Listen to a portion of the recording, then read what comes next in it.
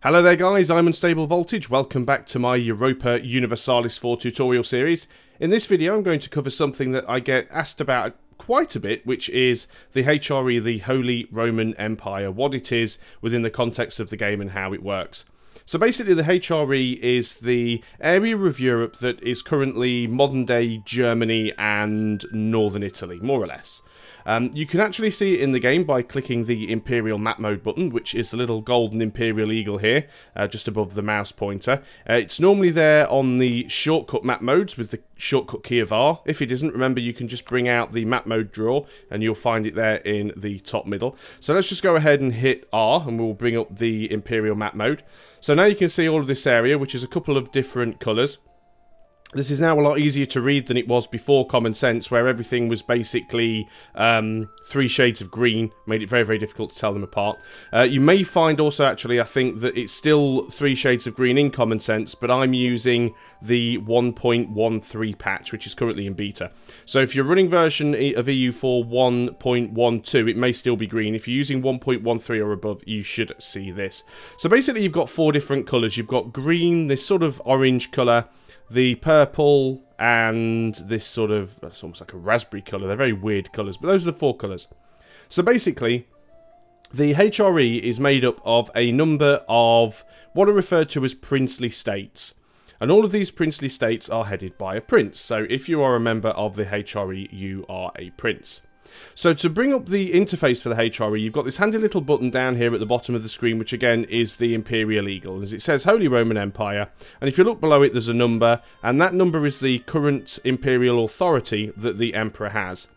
Doesn't matter which nation you're playing as, that little symbol will always appear down here at the bottom of the screen for the entire time that the empire exists. The only time that goes away is if the empire gets dismantled, or if the empire enacts the final reform and basically it unites as one big country essentially, then this button will go away. So even if you're playing as Native Americans or somewhere well out of the way of the HRE and you have nothing to do with it, as long as the HRE is going, you will see this button down here. So let's give it a click and this will bring up the HRE interface. And there's a lot of information here, but we'll go through it. It's not as scary as it looks. So first of all, as I was saying, there are a number of princes, and the game actually tells you how many princes there are. Currently, there are 55 princes, which means there are 55 different nations within the HRE, and they're all listed down here under the princes. You can go ahead and mouse over them all, and it tells you who they all are, and it tells you what their opinion is of the emperor, and it also tells you some very useful things, like whether or not they back or propose the imperial reforms. Now, you will see some of them have these little icons on them. So the first 7 have got this little red E. It's very, very difficult to read, and I assume it's probably even worse on YouTube.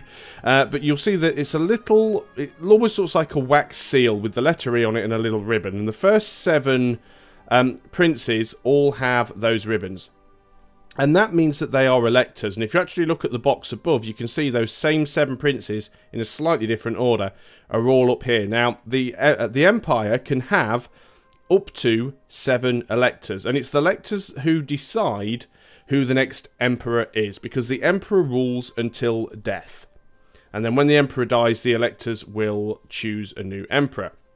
Now, as you can see, there's a little flag below the electors that tells you who they are likely to vote for. Now, electors can vote for themselves, but they will normally vote for their overlord. So basically, let's just have a look at the electors here quickly. As you can see, most of them are actually voting for Austria. And if you were to mouse over the shield of the elector, you can see who they are voting for. So if we just look at Trier here, for example, they are rating us at 143 points when evaluating who to vote for, and it gives you the breakdown there, why we have 143 points. And it also says below that the closest rival to us is Bavaria, who they rate at 103 points. So we're 40 points ahead of them voting for us over Bavaria. If we have a look over here at Brandenburg, we can see Brandenburg are actually voting for themselves. And if we mouse over, it says they have a strategic interest in becoming the Emperor. So it's not that they're not voting for us because they value themselves more highly, it's just they're voting for themselves because they want to become the Emperor. At the end of the day, as long as you have the majority of the electors vote for you, then you will become the Emperor. But ideally, you want to try and keep the electors happy because that will increase the likelihood that they will vote for you. So before we talk more about that, you've also noticed that some of these icons have a very hard to read little white wispy icon on the left of their, on the right hand side of their flag. Now that means that they are a free city, and it says that if you actually mouse over them. So Ulm, for example, Ulm is a free city. The Holy Roman Empire can have up to 7 free cities, and it starts with 6. Now a free city has to be a 1 province minor. So you can't have more than 1 province and be a free city, and they have to be a republic. If they're not a republic but accept free city status anyway, they will change to become a republic. So there's certain benefits for having free cities. Giving someone free city status gives bonuses to the emperor themselves, but it also gives some bonuses to the city as well. So if we actually just close this window down briefly and just look back at the Imperial map mode, these colours now make more sense. The sort of, the raspberry jam colour here is the Emperor. The browny orange colour are the electors. The blue colour represents the free cities. And all of the green areas represent the princes, the normal princely states. Now then, there are some areas that are yellow crosshatched. And this is important because these are areas of the HRE that belong to the HRE, or should belong to the HRE. They're part of it, but they're currently owned by somebody who isn't in the HRE. So Burgundy is a good example here. We've got Burgundy. Burgundy actually own Franche-Comté, which is part of the HRE, because if you click on any province within the game, left click on a province, you will see this button down here just above where the military power is, and it says here, for example, Cholet is not part of the HRE. It's greyed out. If we go and click on Franche-Comté, it does show. So Franche-Comté is part of the HRE. Now if you click on a member of the HRE, it used to tell you somewhere that they were a member of the HRE. I think that's right click gives you that information more easily. Yeah. So if you look at someone's diplomacy, for example, if we go and look at Alsace, we right click on them, you can see that at the top where it tells us about their government rank and their technology group, it says they're a part of the Holy Roman Empire. If we go and right click on Burgundy, Burgundy is not. So Burgundy isn't part of the Holy Roman Empire, but they own land that the Empire considers theirs. So that's an important thing. Also, Venice is the same. If we go and right-click on Venice, Venice is not a part of the HRE, but they control Brescia, which is a part of the HRE. So those are all provinces which have these yellow lines on them, which is places that are part of the HRE, owned by somebody who is not part of the HRE. So let's quickly just go back to the Holy Roman Empire screen. So we can see the princes. We can see the electors and who the electors are likely to vote for. Up in the top left-hand corner is the flag of the current emperor. And you get a number of bonuses for being the emperor. And you can actually see that if we mouse over this little icon to the right of the flag, you can see that being the emperor gives the following flat benefits. You get 5% spy offense, you get +1 yearly prestige, you get +1 possible advisors. And what that means, just to clarify for some people, when it says +1 advisors, when you go to your advisor slots here, normally when you click the button, you would have 3 to choose from. But we've got 4 to choose from under every category. So if we go down to Diplo, 4 to choose from. Go down to Military, 4 to choose from. That's what the +1 possible advisors means. You get an extra 1 to choose from on that screen. You also get 1 additional leader without upkeep and you get an extra 1 diplomatic relations. So if you remember, that's basically how many people you can have a royal marriage or an alliance or anything like that. So if we view our country at 0 of 5, we'd be at 0 of 4 if we were not the emperor. So those are the flat bonuses, but you also get some additional bonuses that change depending on how many princes and how many free cities are in the empire. So as you can see, we get an additional 12 ducats of tax income, an increase in manpower of 30,500 men, and a land force limit of plus 27.5. So the more princes and the more free cities that we have, the more of those, the higher those bonuses and benefits will be. Now there's also the button on the left hand side of the flag that actually tells us the different things that the Emperor can do. And these are the different powers that the Emperor has. Now, I'll talk about those shortly, but let's just go through the rest of the things on this screen. First of all, right at the top here, you can see that Catholic is the dominant faith. So when the game starts, obviously everywhere in Central Europe is Catholic, including everyone in the HRE. And Catholic is the official religion, and only Catholic nations and only Catholic nations can join the HRE and become the Emperor. Below this you'll see the Imperial Reform, which is a percentage that goes up to 100%, and this is basically how much support the Emperor has from the princes. And if the Emperor wants to enact one of these Imperial Reforms, he needs to get this number as high as possible. Now this number will go up and down based on this modifier below. And as you can see, as it says here, the Imperial Authority changes by 0.17 every month. Now this number could be in a negative or it could be in a positive. And there are certain actions that the Emperor can do that will cost him points or reward him points as well. So as you can see, because there's peace internally in the Empire, so there's nobody in the Empire at war with each other, that gives plus 0.1 every month. There are 6 free cities, and those free cities give plus 0.03 every month. 55 member states in the Empire out of the 25 needed to maintain legitimacy. But there are currently 16 provinces in the Empire under control of non-member states or subjects of non-member states. And this reduces the Imperial Authority by 0.08 every month. So those are these yellow cross-hatched pieces of land. Those represent the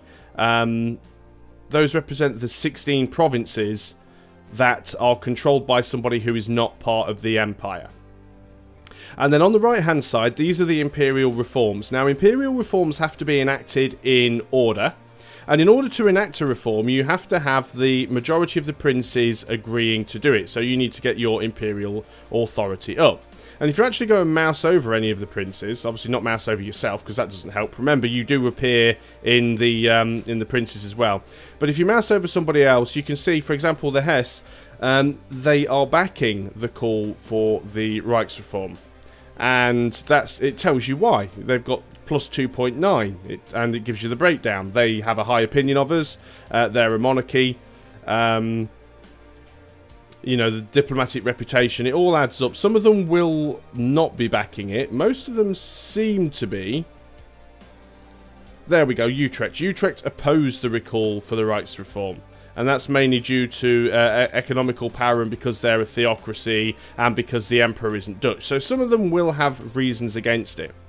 Now, most of these Imperial Reforms have a bonus to the Emperor, and they have a bonus to all of the member states as well. You generally find that earlier on in the game, they are more beneficial to the member states, and as the game goes on, they get more beneficial to the Emperor. So, the first one, and again, if you mouse over the actual envelope, it'll tell you how many of the princes you need. So there is not enough support in the Die for the reform, with 19 being for it and 36 against, and it gives you the breakdown. But the call for the Reichsreform, basically the Emperor gets minus 5% build cost and minus 5% development cost until the end of the game. But so do the members. So it's a very, very useful one. It also gives us a casus belli on non-members holding imperial territory. So at the moment we wouldn't necessarily have a CB against Burgundy, for example, but if we managed to enact the Reichsreform, we would get a CB on Burgundy because they have territory that's part of the HRE, and that is called the Imperial Ban CB. We'll talk about those later. Then you've got the Institute the Reichsregiment. Now the Emperor gains an extra diplomat and +1 diplomatic reputation, but members get -2 national unrest. So it is beneficial for the member states, but it's more beneficial for the Emperor. Then you have reform the Hofgericht. My German is terrible, so apologies for that. The Emperor gets some yearly legitimacy and reduced core creation cost, and member states get yearly legitimacy. So again, benefits both, but slightly better towards the Emperor. Then we've got this one here, which I'm not even going to attempt to pronounce.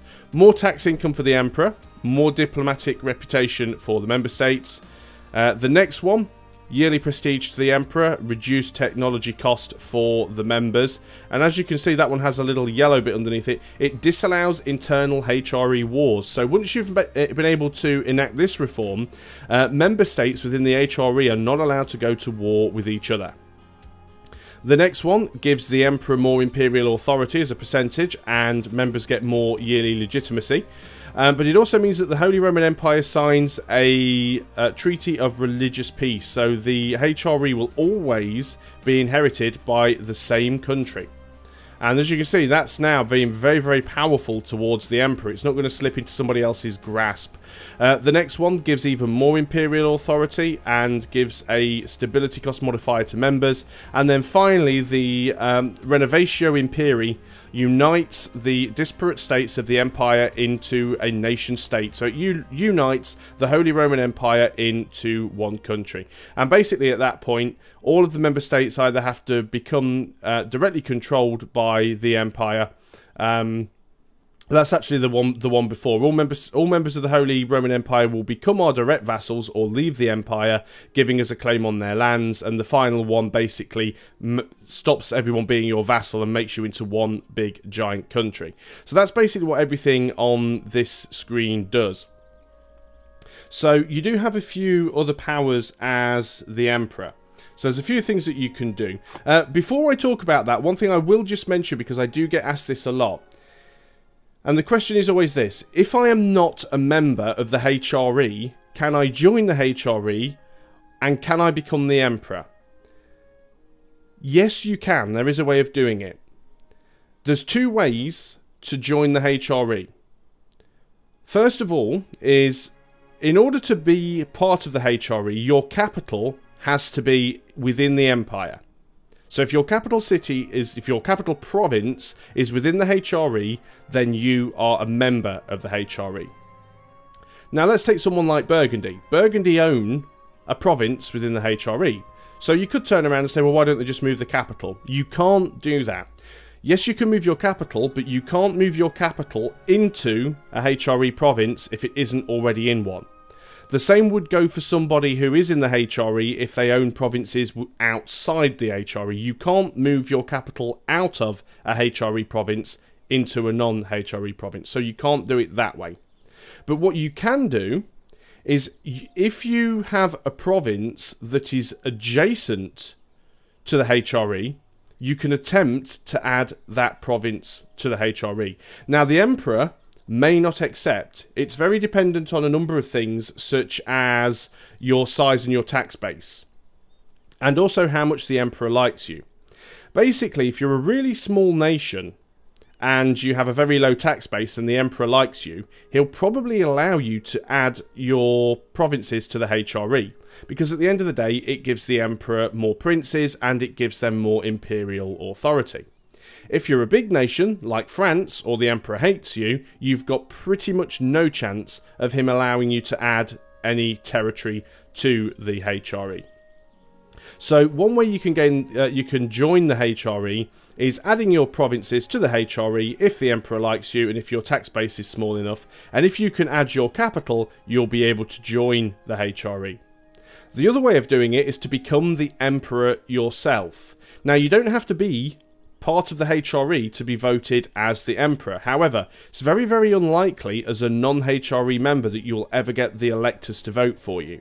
So you could try some diplomacy in order to get them friendly enough with you to vote you in as Emperor. But the easiest way to do it probably is to go and vassalize some of the electors, because a vassalized elector stays an elector. Now, you'll never be able to diplo-vassalize an elector, because electors get a minus 1,000 debuff for being an elector. But if you can militaristically vassalize enough electors and get them to vote for you, then they would vote you in as Emperor. Once you're the Emperor, you can add your own lands to the HRE, including your capital. So if you're not part of the HRE, you can still join the HRE and you can still become the Emperor. It's just a little bit of a tricky way of doing it. Also, when it comes to the actual Emperor and who can be the Emperor, there are a number of rules. So first of all, the Emperor has to be male. Now, there is an exception to that. If the Emperor has a female heir and they've managed to enact the pragmatic sanction national decision, then they would be able to have a female Emperor. The Emperor must have the accepted imperial religion, so obviously in this case it is currently Catholic. Now, this can change as the game goes on, because later on you can have a religious war, and that could change this to possibly to Protestant, but I'll talk about that shortly. If, however, the Peace for Westphalia event happens, then any Christian nation can be chosen as the Emperor. The Emperor has to be independent, i.e. not a vassal, and it has to be a feudal leader, so basically a duchy or a kingdom. It can't be a republic or a theocracy or anything like that. So the powers that the Emperor has, there's a couple of things that you can do. One of the options you can do is something called Bestowing Imperial Grace. So if we just go ahead and right-click on a province, just bring up the diplomacy screen, you can see you've got an extra little pull-down box as the Emperor, which is the Emperor Actions. And you've got this Bestow Imperial Grace. Now, this basically gives you a plus 40 relationship boost with a prince, but it will cost you 1 imperial authority. So it's a nice and easy one, that one. Just you trade off some imperial authority for a boost in reputation. You've also got the Grant Electorate. Now, you can't have more than 7 electorates, and already at the moment the Empire has 7 electorates, but you may find that some of those disappear. If they get annexed by somebody else, you'll start running out of electorates.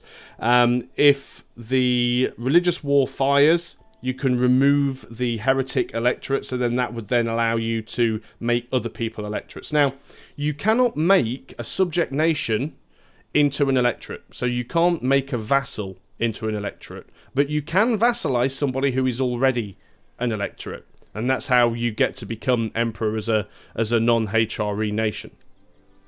You can grant free city status, providing that the nation that you're trying to do it to has less than 1 province. So obviously Württemberg wouldn't accept here because they are a monarchy, they are not a republic, but that's where you have the option to do that. As it says, granting them free city status will strengthen their economy and increase their contribution to the Emperor, but will be required to protect them from attack. So when you grant someone free city status, because they're always going to be a 1 province minor, the Emperor will always get called into a war if they are involved in it. And then you've got this 4th option, which is demand unlawful territory. Now, unlawful territory is basically if somebody takes some territory within the Empire. I think there's actually a better description of it here, actually, because I can never remember the best way to explain this one. Let me just find it. So this is actually from the wiki here. The Emperor can demand another nation, member or not, to return unlawfully held imperial territory to the Emperor, refusal of which gives the Emperor an Imperial Liberation casus belli and gives the member states a relations penalty with the unlawful lands holder. The territory is considered unlawful if the owner does not have a core yet. So basically, if somebody takes a province within the HRE and they don't have a core on it, you can demand unlawful territory. Now, if they accept unlawful territory, they give the province back and all is done, all is well. If they refuse the unlawful territory, then they get some negative penalties on that province, and also they get a relationship penalty with other members of the HRE, and the Emperor gets a CB to reclaim that particular piece of land. So there's a couple of other things that the Emperor can do as well. Obviously, the Emperor has to defend the Empire, so the Emperor will actually get a call to arms if any outside power declares on any prince within the Empire. So if France attacks Provence, well, not Provence because Provence aren't in the Empire, Savoy is. So if France, for example, were to attack Savoy, then the Emperor would be called in. And when the Emperor's called into a war, the Emperor brings the entire HRE into the war. The only time that isn't true is if the Emperor gets called in as an ally. So let's just say, for example, that Austria is allied with France. France declare war on Aragon. Austria join, but the HRE doesn't, because Austria are just joining because they are an ally. However, if France were to declare war on Savoy, which brings in the Emperor brings in the entire HRE. And what you've got to remember as well, that means open borders for everybody. So if once the HRE is involved, your enemies and your allies can walk through any territory within the HRE. It's all counted as being one big nation during those fights. That's if an outside power attacks the HRE. It can also fire as well if somebody within the Empire attacks somebody else without a CB. So if a member declares war on another member without a CB, then the Emperor will get called into that as well. Now, you won't actually lose prestige if you decide not to sort of answer the call, but you will actually lose Imperial authority. So your Imperial authority will drop if you don't answer the call, so you should really do it. But even if the war's lost, answering the call gives you like plus 50 relationship boost with all the members and 100 with the electors, so it is well worth doing. So, as I said, the Emperor also has an ability to revoke electorates. Now, something that can happen later on is an event that I cannot remember what it's called. Let me try and find it now. Can't remember what the event's called, but basically there is a religious league. If by 1550... any one of the electors has switched to Protestant, you will basically get a little extra bit on the interface here where you'll see the Catholic League on the left-hand side and you'll see the Protestant League on the right-hand side. Now, the Emperor will automatically be the head of the Catholic League, and whichever elector is first person to become Protestant will head up the Protestant League. Now, all of the other members, and even non-members, people who aren't part of the HRE, can still join the Catholic League and Protestant League. But basically, it will be a religious war. So, again, from the wiki, at the start of the game, in 1444, one can only be elected emperor if they follow the state religion Catholic. After 1550, if one of the electors that is not a subject nation has become Protestant but not reformed, and the empire hasn't been reformed to the point of becoming hereditary, then the religious leagues can be formed. Any nation may join either league regardless of religion. So a Catholic can join the Protestant League and a Protestant can join the Catholic League. It doesn't matter. You can fight on whichever side that you want. Regardless of religion, including states outside the HRE, even if they have a truce with the Emperor. The Protestant League is created and held by the first newly converted elector, and the Catholic League will begin with the current Emperor at its head. After this, one league can declare war on the other league at any time. If the league leader is attacked by any nation, their fellow league members will automatically join the war as defenders of the leader. This can make attacking nations in the HRE particularly difficult during the League War, as the aggressor would have to fight the target, their allies, the Emperor, the Emperor's allies, and all nations in the Emperor's League.